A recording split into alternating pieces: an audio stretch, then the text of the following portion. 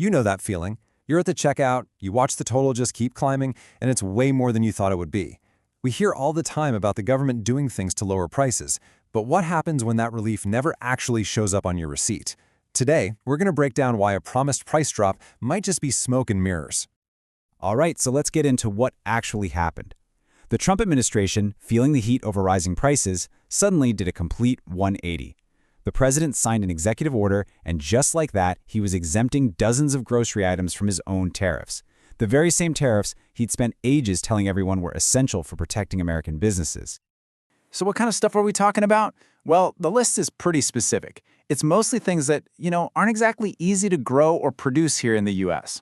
We're looking at things like coffee, which had jumped almost 20% in price in a year, plus everyday items like bananas, beef, and a bunch of spices. And at first glance, you think, hey, that sounds like great news. But are you actually going to feel this at the checkout? Well, not so fast. When journalist Rick Newman was asked about it, he didn't pull any punches. He just said, I don't think anybody is going to notice, to be honest. And that brings up a really good question. How is it possible that the government gets rid of a tax, but the prices we pay don't actually go down? To get to the bottom of that, we've got to unpack the one key mechanism behind all of this. So what in the world is a tariff, and how does it sneak its way into the price you pay for something like a pineapple? Okay, a tariff is basically just a tax on stuff that's imported from other countries. But here is the crucial point, the part that everybody gets wrong. It is not the foreign country that pays this tax. It's the American company. We're talking about Walmart, Target, your local grocery supplier. They're the ones who have to write a check to the U.S. Treasury for bringing that product into the country. And here's exactly how that tax ends up in your shopping cart. Let's just follow the money. Step 1, the U.S. company pays the tariff. Step 2, all of a sudden their cost of doing business just went up. And Step 3, well, companies have to protect their profits, so they pass that extra cost directly onto us, the shoppers. It becomes a hidden tax. So you'd think getting rid of tariffs on a few items would help, right? Well, to really understand why the experts are so skeptical, we need to zoom out and look at the bigger picture, the total burden of these taxes on a typical family. And this is where it gets really eye-opening. According to a bunch of nonpartisan economic studies, all these tariffs combined are adding somewhere between $1,500 and $2,000 a year to the budget of an average household. When you look at a number that big, saving a few cents on your coffee or bananas, well, it starts to feel like a drop in the bucket, doesn't it? Now, the administration argued that a lot of other things were to blame for rising prices. And look, the economy is complicated, for sure. But on this one point, economists are pretty much all on the same page. Tariffs are a direct tax. It's a clear, straight line, a measurable cost that goes from the importer right on down to you. But, this whole tariff story is really just a symptom of something much, much bigger. It's a window into this widespread struggle that millions of Americans are dealing with every single day, the real affordability crisis.